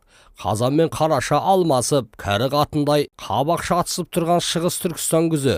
Қара күзі, қыс қыр астында, тау басында, бірақ қырдың күзі мен қысы бірдей. Күз келді, қыс түсті. Жазы ащы, қысы қатты. Қара күзден гөрі қысы жайлы. Малжан қыстауында, аң-құс қыстағында. Күзекте қарға ұрынып, қомпаңдап отырмайды адамдарда. Ойпаңдағы қалың шилеуітті, қом ішіндегі күрлеуітті паналап былық етпей қыстайды. Шалама жалтан күзі иен. Қызыл ырғақпен құйынды боран ғана билейді, еркін илейді. Сахарада сайранын ел-сел жел ғана салады, суырып кеп соғады. Шыңдары шұғыла жұтқан биік құздар алқымы астындағы құла түзге куәгер тауларда тұмытып қалатыны бар. Сол шақта оларда ойды-қырды шола алмай қор болады. Асқақ Алтай іштен тынады. Шығысы Мұңғылмен тұтасқан, терістігі Кержақ орыс, Алтайлықтармен ұштасқан, түстігі Қазақ, Қалмақ Қытаймен ұстасқан, батысы қалың Қазақпен қоныстасқан Ұлытау көк тұманның басуынан сескенетіндей. Қалың түскен тұманнан төңірегін шола алмай, алысқа шынарлы шыңғызын сала алмай қалатыны айдан анық. Тұман ішінде иіні түсіп, иығы басылып, алып тұлғасының әр жері ғана анда қалайды. Демі үзіліп таусылған ұлы мәйттей қимыл қозғалсыз жатады да қояды. Тұман сейіле аруақтай арыс тұлғасы меңіреу күйде мелшиеді. Тыныс тіршілігі таусылған тәндей көгере мұнартып жатқаны, салқын күн ғана тақ төбесінен төне суық жымияды. Салқын сәулесі тән қариды. Қарлы тауларда, құлазыған қу медиен қырларда, суық күннің бауырында демін ішіне тартып, бейбіт кепте безер еді. Әсілі ақ қарын алағаншықты жел айдаған жаһан дала, ұлы қыр, ұлы жазық алабажақ күйде кепке мүйіздей семеді. Ұлы қобы мен кіші қобығымы, тарым мен тағылы мекен шегедей қатып, қиыршық атаулысы шегенделіп қалады. Жазда қоламтадай қызар, қыста темірдей ызғар шашар шөлдерде тәндері талықсып тынады. Жер ананың осындай таусылмаған тәніне жан кіргізетінде, тазартып жуатында көктемдегі қар суы, көктен себездейтін ұлы шуақ. Оған бірақ ерте, тым ұзақ, талқының төбесіндегі сұлу сайрам көлі де, Алтайдың аясындағы алақадай марқа көлі де, Қобы Алтайының көз жасындай буыршын көлі де, Сауырдың салқам үліңгір көлі де, Тұзкөл мен Баркөл де, Көккөл мен Нұра көл де, көк қаяз мұз астында булығып, бауырынан жарап, ішінен тынып жатыр. Басқа амалы да жоқ. Аяз қарыған ақ сәуле сүймен сынар жүзін сипайды. Ол да өлді деуге қимайды. Күршім мен қалжыр, қыран мен қаба, бал ертіс пен буыршын өзендері де өлекшінде ішін тартқан шақ. Тау мен дала, қыр мен ой шуламайтын, шөл мен көл туламайтын, шулықпайтын қыс қой. Қыста кебідімен өлген, ақ қабақ күнде салқын көктен сынық жүз салады. Түлейдегі түлеу. Алқабек білезікке ара түнеп сайырдағы күзеуге жеткенде, қар қалтадан жауып тастапты. Шадан нағашысының ауылы да бүгін ертең келіп қалар деген үмітпен екі көздері төрт болып, құм арасындағы қыстауға көшуге жиынып, терініп, буынып, түйініп отырған күйде қарсы алды. Ауыл іргесіне тақар-тақармаста аң пұшпақ тымақты, қозы тері шапанды, алты бірдей қара домалақ бала бұларға қарай иттермен жарыса жүгірді дейсің. Бәрі де қиғаш қас, қысық көз, қоңыр жүз. Қайсының ұл, қайсының қыз бала екені айырғысыз көрінген оларға. Алды 12-13-ке келіп қалған, арты 5-6 жас шамасында. Жаяу келе жатқан әкесіне жарыса кеткен тентектер қаумалап қоршап мойындарына асылды. Он шақты киіз үйдің шет жағын ала, кең қолтықтың күнгей бетіндегі дөңеске тігілген 6 қанат ала үйдің жел жағынан жақындай бере жеткен баланы нағашы құшарлана иіскеп, мауқын баса алмай айналсоқтай тоқтап, ақыры ұлардың алдына отырғызды. Кішкентай Шаған деп таныстырды. Құма көңіл ұлардың жүрегі шым ете түсті. Кішкентай Шаған, Шадан нағашысының жалғыз қызы. Жиен ағасын жақтырмады да, су мылтықтың тізгініне таласты. Ұлар тымағының төбесінде өксі бар, Шағанның қолын қақпады. 5-6-ға жетер-жетпес қалмақ қызының аяздан домбыққан жалаңаш қолдары қайыс тізгінмен ат басын қақпайлаған. Бір қолыменен қалмақы ердің қасынан ұстаған. Бұлар алдымен әкесінің алау отауындағы немерелерін бауырына басып отырған Шадан шешесі Сауанның алдына келген. Алпысты алқымдаған қара торы қайратты ана есік алдынан қарсы алып, жиенінің маңдайынан сүйген. Қолма-қол ауыл азаматының бірінен тыстан қалмақтың атақты қарабас қойын алдырып, Сауан кемпір көкке қолын жая, көк теңгір деп отқа май құйды. Қазақ жиеніне мал шалдырды. Ауыл аймақ жиналғанша Шадан ұларды жеңгесі Жағат отауына кіргізіп дәм таттырып шығарды. Қонақасыға кештетіп келді. Бұрғы марғалдай әкесінен қалған дәстүрше ағайын туыс алдылары, ауыл үлкендері жиылып, бұларды күтіп отыр екен. Оларды ақсақалдар ортасына төрге оздырды. Қарабас сектің басынан ауыз тигізді. Бұл қалмақша білмейтіндіктен қазақпен аралас құрлас отырған ауыл ғой. Қазақша тіл қатысып көңіл айтты. Сауан ана көзіне жас алды. Қайың астаудағы мол етті тауыса, қоңыр салқын шаңырақтан түн ортасы ауа тарқасты. Олар осы үлкен үйде қонды. Бес бірдей Шадан қара домалақтарының бір шетінде Сауан кемпір, бір шетінде олар жатты. Кішкентай Шаған ғана әкесі мен шешесінің қойында. Таң сыз бере ауыл тегіс оянды. Қалқа жақтағы қобда үстіне сары жалқын күн шашырай көтерілген сәтте ауыл тегіс күлікке қонды. 20 шақты түйеге жүк артқан көш қозғалып кетті. Көш қозғалмай алдын ала айналған ұсақ мал жоғарылап жер өндіріп тастапты. Жылқыны да жондата салған. Сирақты жануар сілтеп алға озды. Бұл маңдағы қазақ ауылдары баяғыдағы із суытыпты. Оларда Көктоғай, Сарытоғай маңындағы ықтасынды жазаңдарға Қобы құмының шетіне көшіп кеткен. Қобының тастай қатқан қалың құмы ішкерлей енетін, емін-еркін жайлай қыстайтын тек Шадан сияқты қалмақ ауылдары. Жасырын су көздерінде, сусыз жерде қалай күн кешуді де қалмақтардан артық бұл өңірді ешкім де білмейді. Ал қалмақтардың жөні бөлек. Қырбақ қар мен құм үшін қос аяқша кезе көшіп қонып жүргені. ақтылы қой, алалы жылқы түздің теңбіл тағысымен, құба түйе киігімен қоңсы қыстап шығады. Тағымен түйе киік аулайтын шадандай аңшылары адам тектес кісі киікпен де жолығысып қалады екен. Бағзы бір жылдарда Баршынбек әкесі жырғып айтқан кісі киік туралы қилы әңгіме сонарында сонда естіген. Есейе келе алып барамын деп жүріп, өзі де із-түзсіз жоғалып ғайып болды. Осы қобының құмында дүниеге келген Шаған шешесі де әкесіне ерге шыққалы 6 айдың күнгейіне бір келе алмай дүниеден өтіпті. Отандай әке шешесіне қайырылып бір соға алмай кетіпті. Үшеуі де тау басындағы тағы тіршілік кешіпті. Қобы құмының кісі киігінен бұлардың айырмасы болмапты. Сумылтық үстіндегі ұларды жабырқау сезім билеген. Шадан оны жайбырақат қозғалған көштен жалығып кетті деді ме, қардағы шымқай құла қасқа, торы төбел жылқы үйіріне қарай алып жөнелді. Жарау торы атқа мінген нағашысы соңынан тостағандай қатқақ мұз ұшыра шапты. Сумылтық жануарда қолтық жазғысы, сіңір созғысы келіп тықыршулы еді. Алтайдың теріскей бетіндегі ақ жалдың жазығында қасқыр қуғандай аршындай салды. Оқ бойы озып кеткен ұшпа торыны адыр асырмай-ақ тақымдай жеткен. Қырықтың бел ортасындағы қалмақ нағашысының қаны да қызып кетсе керек. Ұшқыр торыға қамшыны көміп қалды. Бейшара жануар қара үзгісі келгенде ытырыла жөнелді. Нағашының үшкіл қалмақы құндыз тымағының құлағы қалбаң қақты. Ұшарындағы бір уыс үкі қауырсыны да жантая бұлғаңдады. Тарпаң шаты Сумылтықта сағымдай сырғанай жөнелді. Қамшы салдырмайтын жануардың соңында күрпек бораған. Олар басындағы 4 сайлы найман түлкі тымағының құлағы күліп арасына жымқырылып, үстіндегі қасқыр ішігінің етегі қанаттай көтеріліп, иесі еңкейе жалға жатты. Ел күнсіз сайырдың селеулі қырлары қиялай қалып жатыр. Еті қызған жануарлар аққан жұлдыздай 4 тұяқты сермеген. Елерінде елікпе сезім кернеген. Қандас нағашылы жиенді қалмақ қазақ жарыса шапқан. Жасы да, жасамысы да, астарындағы күліктері де елігіп, еліріп алған. Тұяқ астында қу сүйектей тоң жер құйындай жүйткүйді. Сүйқылтым құйрықты қуа борасын ұйтқүйді. Қиналмай қуып жеткен Сумылтықтың тізгінін тартып, қарлыға бастаған торы атпен қатар шапқан олар нағашысы басын жібер дегендей айғайлап қояды. Бірақ иесі жібере қоймады. Сөйткенше жеңішке өзекті бойлай қазылған терең жыраға кеп қалған. Қызды қуғын шабыспен нағашысы да ұмтылса керек. Екі жануар да ағынан баса алмаған күйде есте жоқ ескі замандарда аңшы бабалармен құланмен тағы тарпанға құрған ұлы аран, құрғақ арнаға қарғыды. Аран салт сыпайларды атматмен опқан. Көк тәңірісімен, көк теңгір ұлармен шаданды қатерден қаққанда, алып аран түбі таза екен. Сумылтық 4 тағандай таспақаша дікете түскенде, тым созыла шапқан торы екпіндеген беті, алдыңғы қос аяғы бүгіле, мойны астынан келе құлады. Қалмақ шадан ер үстінен тымақша ұшып кетті.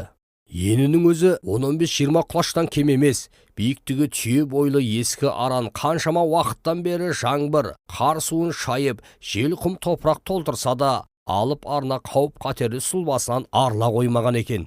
Бауырлата жел үрген мол күртік жазатайым бейнетпен қатерден аман алып қалды.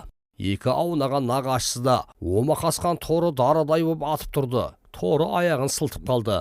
Шадан атып тұрысымен атына ұмтылған. Ол қарадай шошынып қалқиған жиеніне де қараған жоқ. Торының жығылған жерінен жентектелген қарды алып, үркектей шошынған атының басына сауырына дейін, омырауынан бауырына дейін ұшықтады. Қамшылар мінер жағынан алды артынан шығып, көктеңгірін айта жүріп, қара жерге қолын тигізе медет етті. Қисайған ерін түзеп, айылдарын тартып, құйысқан өмілдірігінің үзілмегенін көрді. Сумылтық құлағын қайшылай оқыранған. Сонда ғана жиені еске түскендей нағашысы қадала қарап, ізінше қарқылдап кеп күлді. Олар бірақ түкке де түсінген жоқ. Ол да риясыз күліп алды. Олар бүйіндей бүйірлей созылып алып, аранды қуалай өрледі. Шектей шұбалған шақырымдық арнаның су орып құлаған қабағынан қарсы бетке көтерілді. Бұл жолы екеуі де бүйрек қозғар бүлкекке басты. Белеңінен қайтпай, өрген жылқылар қарасы да көрінген. Шеменде шермейген құм жондары шегедей қатып жатқан иенге дендеген сайын жылымық білінді. Көште күн құрғатпай аял құрған. Қалың қоян сүйекпен ит сигек, жыңғыл мен жамбыл, тораңғыл мен түбешек еміні бақ тұр. Қуаң даланың жүзіндей жалтаң. Ықтасынсыз ызғырықты емес, қобы құм арасы ойпан кебір, жатаған жыңғыл, бойшаң тораңғыл түбіттей тұтасып, Шоқ-шоқ өскен зор жидемен түйенің сіңіріндей тарбиған алапат жуан сексеуіл алып жатыр. Бауырында қоңыр күздің жылы жаңбырымен қаулаған сары құрақ құм тұрағы. Тіс айырмай, тіл үйірмей жатып жайлайтын малдың нәрлі азығы. Төбе-төбе құм төскейлерінен жер жолсаң, ала шабырлана ерген құмның ашылған күнгейлері күнге иіп, теріскей жал бауырларымен жазаң жазықтарына қара дүзген мен боз қараған үйісқан, кей тұста бірен саран мәжін тал бой көтерген керімсал өлке көлбейді. Шоғы үйірсіз созылған шұбар, күршім мен бөкенбайдың қабат-қабат қарағанды шұбарларына да келіңкірейді. Айырмасы қыр емес құм, тау емес төбе, аспанда ашық, кең биік, ауада суық тымық, көкірек қаппайды, бой сергітеді, тау төсіндегідей тән тітіретпейді. Ұлы құм ішінде жанға жайлы бір кеңдік бар. Олар мұндай сезімді бұрын соңды басынан өткерген емес. Қайта Алтайдай тау басында кеңдіктен гөрі өрлік басым екен. Тауда туып, тау паналаған жанға бүйрат-бүйрат бүйірғынды құм тудырған сезім бұрыннан жат еместі. Сондықтан таңырқаса да, баяғы бір бабаларындай сабырлы ой, салқам сезіңбей бой алдырып қана тұрды. Мұның бағзы дүмді аталары, текті аналарда құмды қыстап, қырды қоныстап күні өткен. Тау басынан шіліңгір жазда жайлапты. Өз анасы шағанда осы қобының құмында туған. Қарашаның жайлы жарық түнінде дүниеге келіпті. Жасынан бархан-барханның арасында күнмен тұрып, аймен жатқан қалмақ қызы, қырда құмда жусаған жылқымен түнеп, өрген қоймен бел тындырған, ер көңілі, өр мінезді, жаны мәрт, сөзге серт Баршынбек әкесімен де бауыр басқаны, бой түзескені содан болар. Бұның ата жұрты да, ана жұрты да қойындасқан киіз туырлықтылар. Бұған біткен бар білік әкесінен де, шешесінен де дарыған ғой. Бірақ сол тек тағайы мәңгілікке ұрпақтан ұрпаққа, сүйектен сүйекке жалғасса, азаматы арқылы, әйел заты арналы бола берер ме еді. Қу ертіспен қара ертістей, бал ертіспен ақ ертістей салалана сарқырап, ұлы ертістей еміне еркін жүзер ме еді. Қайтер еді. Баршынбек әкесі бұл 17-18-ге тола қазақ пен қалмақ туралы талай рет тақымдай қозғаған. Таудай өр, даладай кең екі жүрек ел бір заманда құрбан шала қан ішіскен бауыр болысқанын, кейін келе қылыш суыра қан кешіскен жау болысқанын бажайлай түсіндірген. Неден ала балта суырысқаны да аңдатқан. Қырғын қасапты бастаған қалмақ жағы ақыры опат болыпты. Бірен саран тау сағалаған, құм паналаған тұқым тірі қалыпты. Күншығыстан келген қысқа бойлы, қысық көзді қайсар қалмақтың өзінен де қатыгездігі асып түскен, шейдесін қанға шылаған, қаруын қанға суарған. Қазақпен де қағысып байқасса керек. Қарақұттай Қытай, тәңірі тоқтатса керек. Қалмақ тоқтамапты, қазақ кейін қалмағын жоқтамапты. Нағашы жұрты сол тағдыры талайсыз қарындастан қалған жұрнақ, торғауыт қалмақ. Алтайдан Айылға дейін табиғи қорғандай созылған құланның жалындай қарағайлы тау сілемдерінің күнгейін алып жатқан қалың қорған қалмақ бұл күнде найзаға қадаған бір-бір уыз үкідей құм мен қырлы құла далада қадау-қадау қалды. Ойрат орнында қаптай қонып қазақ отыр. Қара Қытай атаулының аяғы жетсе де қайраты жетпегендей. Тарбағатай төңірегімен талқы маңында ғана қалдайлары бар көрінеді. Жонды жұрты жал көрсете қоймапты. Әкесінің айтуында мұның сәби күнінде Алтай жаздың басында Қыргөбелей, Тау Сүбелей кержақ орыстар мен қужақ Қытайлар келіпті. Ел жайлауда, мал өрісте, жай жадағай, шат-шадағай жатқан жұрт. Қонақтарды ауыл-ауыл күтіп қарсы алыпты. Жол басшылары Шәуешектің қазақтары екен, қазилар, атқосшылары Қытай тектестер екен, сібе солаңдар. 16-шы трек. Ел үсті шаруалары Алтайды көктей шекара шебін тарту. Мұны естігенде ен жайлаудағы жұрт қозғалып, азамат атқа қоныпты. Қалың қауым бөлініп кете жаздапты. Әсіресе қыстауы мен көктеуінің үстінен көктей өткелі тұрғанын, екі айырылғалы жатқанын сезген Қожамбет пен Қаратайлар, Ақтнайман мен Буырлар көтеріліп кетіпті. Ішінде мұның әкесі де бар. Жайсаң мен Бұқтырма жағынан орыс әскері шықса керек. Алтайдың күнгей бетіндегі Сары Сүмбе қаласынан да Қытай әскері аттанапты деген дүңктің қауесет хабар тисе керек.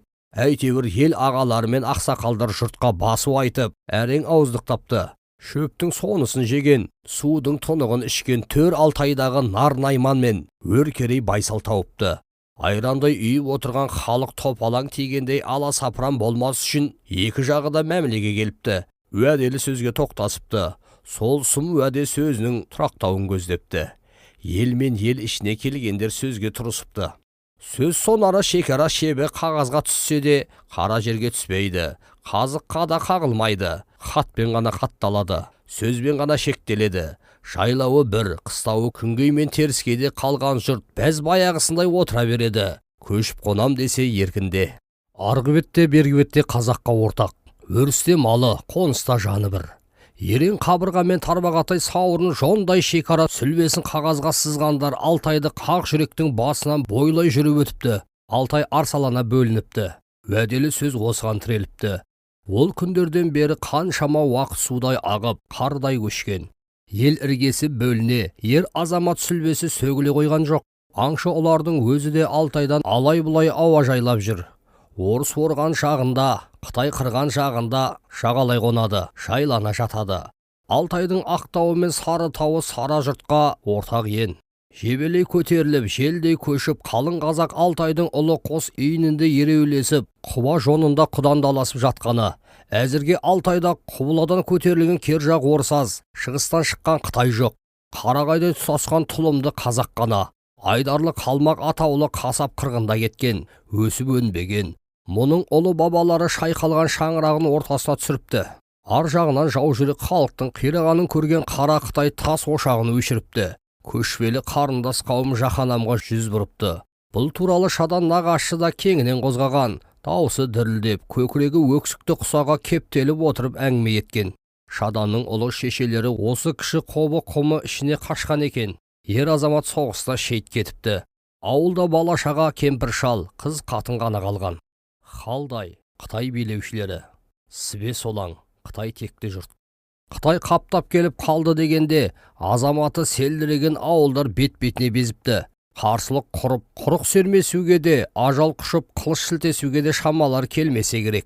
Қазақпен арадағы алапат соғыстан тайлы таяғына дейін үркіп, үдіре көшкен, үрей билеген көшпелі жұрт қара құрттай балалаған Қытайдай жауға қарулы қарымта қайыруға дәті де келмегенге ұқсайды. Бастарында, бала-шағаларында қорғай алмапты. Алма мойынды ғана тосса керек. Қырға қашқандарда, тауға қашқандарда қара Қытайдан құтылмапты. Арнаға құлаған құландай харап болыпты. Кей жерде ғана құз-қия, құм-жыра паналаған жетім жесір шаңырақ аман қалыпты. Шаданның ұлы шешелерде сондай сорлылардың сарықты.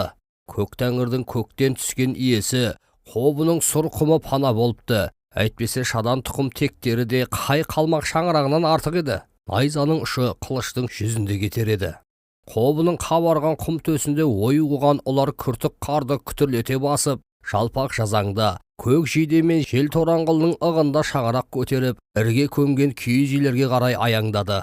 Ауылда 2-3 күн ереулеп, етек жеңін жиған. Құм ішінде қызыл құмырсқа қоныстың құты, босағаның берекелі болуын тілескен.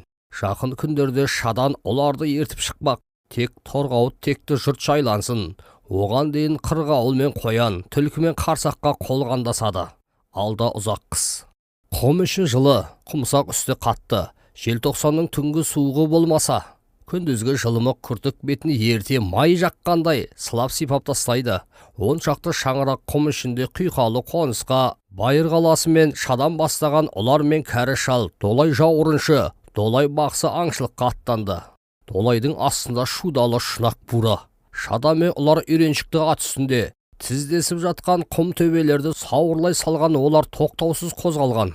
Осыдан күн бұрын ғана жауған көбік қардың қыбыда қырқылмаған. Темірді тұяқ астында көпсіп жатыр. Шашаны да сулар емес. Мұрын шымшыған аяз бар. Бұлыңғыр аспан астында бұлың-бұлың қаққан бүйраттарды бетке алған шеу.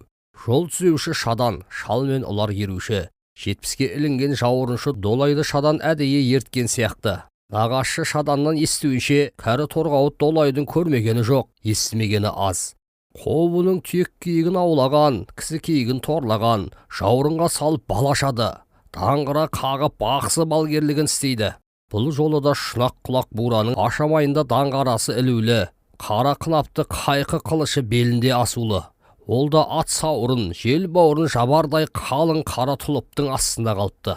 Күн төбеде қайырлаған, өңі бірақ бозаң, қарада көбең. Қабат-қабат қалың құмның арасы да реңсіз, жолаушылардың қай-қайсысы да табиғат райын қабағынан танып күннің құбыла қалғанын үнсіз жорып келе жатқаны анық. Шиырлаған жабайы аңқұстан басқа істемеген сүбе қардың ақ сауырын жапқан қызыл изен мен қызыл тікен тұнып тұр.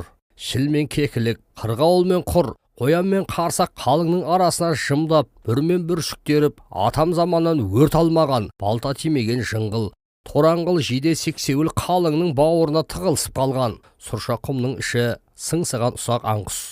Қалың-қалыңды айнала, далаңқайлар мен желе жортқан жолаушылар қанша өндіре жүрсе де, діттеген меже алыс сияқты, жеткізер емес. Ат соғыс тебінген шадан нағашысы сыңар езулей бұрылған күйі, сол қапталдағы жиде мен жыңғыл үйіса өскен мол қалыңға қойып кетті. Жуан сіңір, тоқпақ жал торыда мұндай жайды күтпесе керек, қиыстай барып, кегжеңдей кірді. Аяқтан шалып, тобықтан қағып, төскейден тебінде итерген қалыңға атты адам батпады білем. Бірақ әлде қандай жалғыз қырғауыл қанаттары жиде бұтақтарына жалпылдай ілініп, май басқан бауырын еркін жаза алмай пұтырлай көтерілді. Жүні жығылмаған қызыл қораз қиялай бере нағашысының қарауылына ілікті. Долай мен олар еріксіз аузы қырықты. Шұнақ құлақ атан шаптырып, су мылтық жануар шиыршық ата сулығын шайнады. Шаданның қос ауыз қайырмасының оң жақ ұңғысы ұсынған, ұсақ бытыра тиіп, бытырлап жатқан қызыл қоразды олар шоқытып барып ат үстінен іліп алған. Солақ екен бәрі де көтерілісіп қалды. Кірбің көңілдері де өзгеше жеңіл күйге еніп, қатарласа қозғалды. Тек биыққан барқан құм іші булыққан қалпы. Оны бірақ аңшылыққа сапарлаған үшеу елемейтіндей, дуылдаса шуылдаса жүріп кеткен. Бөктелгілері берік, қомдары да қомақты.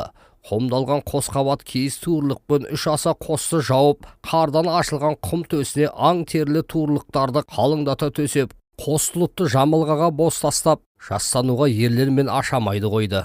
Долай шал мен олар қалмақы қосты үшкілдете тіккенше, шаданда қалың кезіп қоян қырғауылы атып келді. Қос аузына сексеуіл жағып, мосы көтерілді. Сексеуілдің қызуы қос ішіне шарпылып, әп-сәтте қазандай қайнатып жіберді. Олар асшысымен ерте жатып қалды. Долай шалғана тыста қарды шықырлата басып жүріп алған. Желтоқсан орталап, ай жаңалап туған. Сәулесі әлсіз. Ал құбыла беттің бауырдай күреңіткен іңірдегі табы әлі де толық тарқай қоймаған. Таң талаурай даңғыра дауысы оятты. Олар мен шадан жылы, жабық қос ішіндегі шырт ұйқыларынан шошына атып тұрды. Шадан қалмақша боқтапта жіберді. Екеуі апыл-ғұпыл тері шалбар кеудешелерін кие тысқа ұмтылды. Ауа шыңылтар аязды екен. Шығыс көкжиек керіскедей керіле қызара бөртіпті. Алаңқайда мол үйілген сексеуіл жалыны шалқи, қызуы қарай жанып жатыр. Ақ қарды айран асыр еткен от маңында ала ешкінің терісінен тігілген, тізеден түскен тонын иініне іліп, басына дулығадай бұлғары бөрік киіп алған долай шетіне шылдырмақ орнатылған, толған айдай даңғырасын басынан асыра көтеріп, кеудесіне баса саусақтармен сабалап, аузынан ақ көбік шаша зікір салып жүр. Жүріп жатқан қар үстінде жалаң аяқ, жалаң сирақ зырғағады. Олар аңырып қалған. Нағашысы болса бұрыннан таныспын дегендей бұрылып жөніне кетті. Бақсы болса албасысын ауыздықтап алыпты. Қайраты қабында болған, ол бұлабыр күш қуатқа ие болған. Бет жүзі қызыл термен шалынып, нарттай қызара албыраған. Жалаңаштанған білегі де от көсегенде көстеңдеп, тамырлары білеулене бұдырайып қызылша шыққандай бөртіп кетті. Басындағы бұлғары бөріктің ұшарына 5 тал үкі қадағанда, маңдайымен қос шеке тұсына ақ күмістен әшекейлі салпыншақ ілінген. Бұлғары бөріктің өзі де өрнектеле оюланып, ай мүйіз оюлардың жүрекшелеріне жалт-жұлт қаққан аса қымбат жақұт тастарын тізіпті. Қол тоқпақтай ғана қара шал қақарына мініпті. Үстіндегі қылшығы салалы бөрте ешкінің терісінен арнайы тігілген қысқы тоны да, ол арсы-күрсі ақырып, зырқаға жүгіріп, селкілдей секірген сайын желп-желп қағады. Дабыл тектес таңғырасы дөрсілдеп, айнала жез темірлі сылдырмаға шылдырлап, ерекше бір үнге бөленген. Оған зікір қаққан өз үні қосылып, үйіп тұрған төңіректі сұмдық бір сүрең әуез әлдейлеген. Бар дүниені ұмытқан, кісі кейіпті шашты сайтандарымен жүн басқан жалды жындары ортаға алған бақсы бұлан талан. Бүлікшіл жындарын желкелеп, ақ сайтан көк сайтандарын сілкілеп, сіркіреп күшейген ол бұрқы шарқы, шалдуар шайқы. жалаң аяқ жар жағалап, қызыл аяқ қыр кешетін бағзы бақсылардай, долайда дүр сілкініп, қызыл сирақ қара табан күйде билеп жүр. Бақсының даңғыраға ілескен ұлы биі күйлеп әкетіп барады. Қара жерде дүңк-дүңк даңғыра даусынан сол-сол қағады. Сылдыр-сылдыр сыңғыр, шылдыр-шылдыр шыңыл әуен көңіл тербеп, арс-күрс, дүрс-дүрс үні жүрек жарады. Жыны буған, жаны кірген бұла бақсы көздері сексеуілдің шоғындай от шашып, перілерін шақыруға кірісті. Қызыл аяқ қар кешкен ол даңғырасын көтере аспанға қарап, қалмақша сарнады дейсің. Оның бірақ бақсылық сарнын олар ұға қойған жоқ. Бұрын мұндай бақсылықты естімегені болмаса, көзімен көрген аңшы жігіт аңырайған қалпы. Көз алдында аш бураша шабынған, арда толқынша тулаған бұла бақсы, басын шайқап, күндей күркіреп, селдей зікіреп әкетіп барады. Жуан белден үйілген шыны сексеуіл жылуы жан шыдатпай шалқып жатса да, өз-өзінен ұмыта өлермен күйге енген долай бақсы тоқтар емес. Қайта сәт сайын жараған жеріктей бұзанып, шеге тамырлары шодырая шорланып, өкідей үні зарланып, шын сайтандарын шақырып, пері-періштелеріне жалбарынып, жолын жүйесі шиыршық атып, от маңын жын ойнаққа айналдырып алғандай, олардың қарап тұрып жанары мұнартты. Басындағы бестал өкісі бұлаңдаған бақсы сарнауын зорайтып, даңғыра соғуын күшейтіп әкеткен. Оның алау-далау маңына әлде пері, әлде періште ұялап, адам тектестер асыр сала билеп жүр. Өздері шу-шу ду-ду. Олардың құлағы шуға, көзі суға толып кеткендей ме қалай? Ұлан асыр ұлы тойға еніп, ес түсін, ерік жігерін жын пері билеп алған сыңайлы. Сезім сауанын суарып әкетіп барады. Бойы да балбырап ии түскен. От маңында ойран асыр салған кісі кейіпті сарала қызлала түстер ала түсті бақсыны орта қалыпты. Жан жағынан жын буған бақсы да бағынышты күйге құлапты. Қары еріп сіңіп кеткен құрғақ жұмсақ үстінде жалаңаш сирағы сидаңдаған қарашал күреңденіп алып, даңғыра даусы шылдырмақ үні, бақсы сарыны сазына күйлеп, қолтығынан демеген, қыр жонынан жебеген жын перілері арасында алып ұшады. Бірін сүйіп, бірін құшады. Шаршайтын шалдығатын емес, қуат қанаты біткендей өрттей қызарған табандары жерге тимейді. Өзін буған жынын қуған жандары жұдырықтай шалды кісі бойы лаулаған от үстінен олай бір, бұлай бір орғытадай кеп, қарықтадай кеп. От ойнақта орала шалқиды. Айдаладағы жас ұлар да қорғансыздай балқиды. Қолындағы қуат берген даңғыра дөңгелеп далада қалды. Қып-қызыл от шоқ шаша, шала шаша маздады. Қолына қара қынабынан суырған қайқы қылышын алған бақсы көзі қанға толып, жаны ышқына жындармен жер сабалап, шоқ баса, от айнала ала сүрді. Қайқы алмас қылыш жарқ-жұрқ қағып ауа тілді. Аспан шытырлай, найзағайдай сәуле оңды солды осты. Қылыш көк аспанның саф ауасына суғарылды. Сол бойда сексеуілдің отына сүңгіді дерсің. Олар да қара терге малшынды. Долай бақсы қылыш жанын жалата жүзін жалынға жанып алып, аспанда әуелете сермеді. Тағы жай ұшқыны ойнады. Бақсының сонда да жаны жай таппады. От ішіне қойып кетіп, келесі беттен сумаң етіп атып шықты. Шырқыраған жаны, шырылдаған пері-періште, жан жүндары маңайына жуялар емес. Қайқы қылыш от шалаған сайын алаулай қызарған. Буырқанған бақсының аузынан ақ көбік жын емес. Енді қып-қызыл жалын шалқып, дүйім-демі от құшқан. Сексеуілдің қайтпастай қызара жанатын шоғындай, балқыған қайқы қылышты жер тепкілеп жікір салып жүрген долы бақсы аузын арандай ашып, өрлі қырлы жаладай келіп, алмаш жүзін қынай екі езуінен қан сорғалата қайрадай келіп, олардың жаны ышқынып, тәні түршікті, өзін қоярға жер таппай сенделді.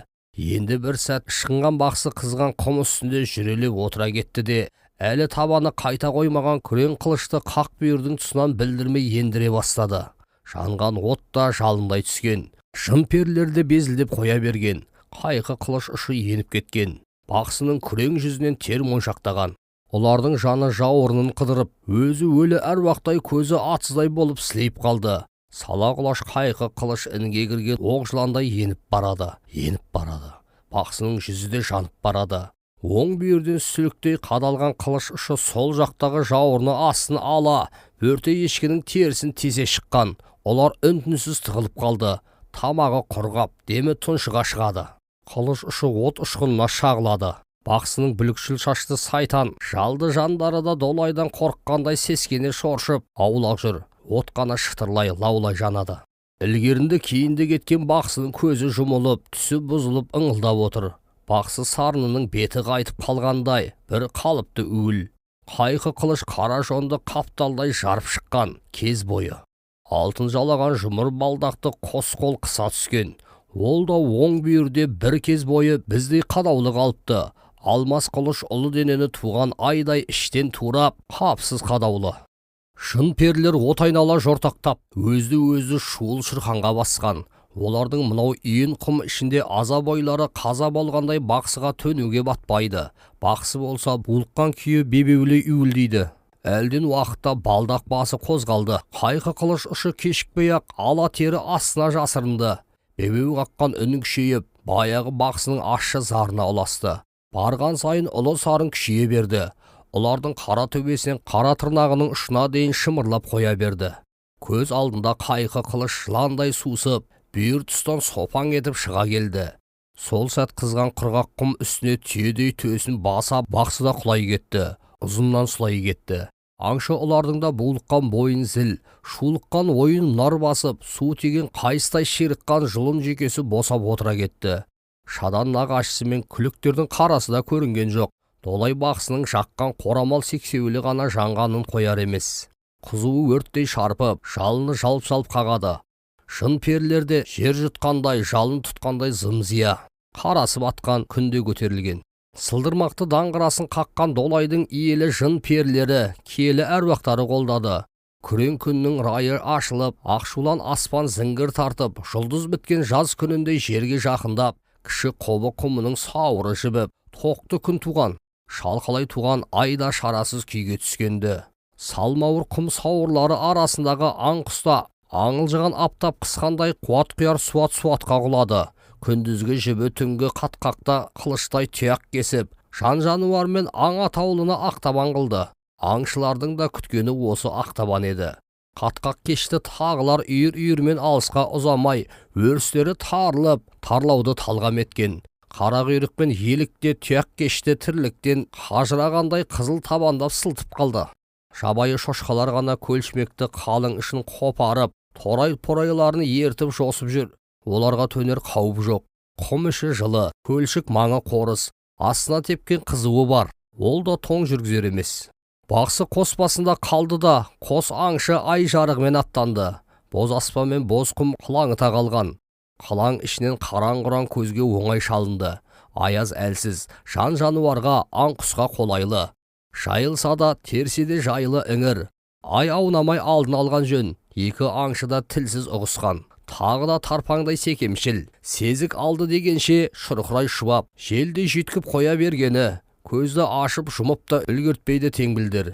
Бұлар әлде бір оқшау, жетім төбенің биігінен қарауыл қараған. Әлгі төбенің түстік бетін ала өскен аласа қызыл жиденің арасы далаңқай екен. Бүрген баршылық, бүрген басын үзген теңбіл көк тағыларда бейуаз. Терістік бет құмай төбе. Түстік қана панасыз ашық, батыс шығыс, қос қаптал, қорғандала қоршалған жыңғыл қызыл жиде. Шадан мен ұлар екіге айырылып, қылаң дүниеге қылаңыта сіңді. Төбеде жүдеу жүз ай ғана келер уақытпен болар жайдың куәгеріндей бозара үңіледі. Ол да тура қарай алмай, жүзін сырт береді.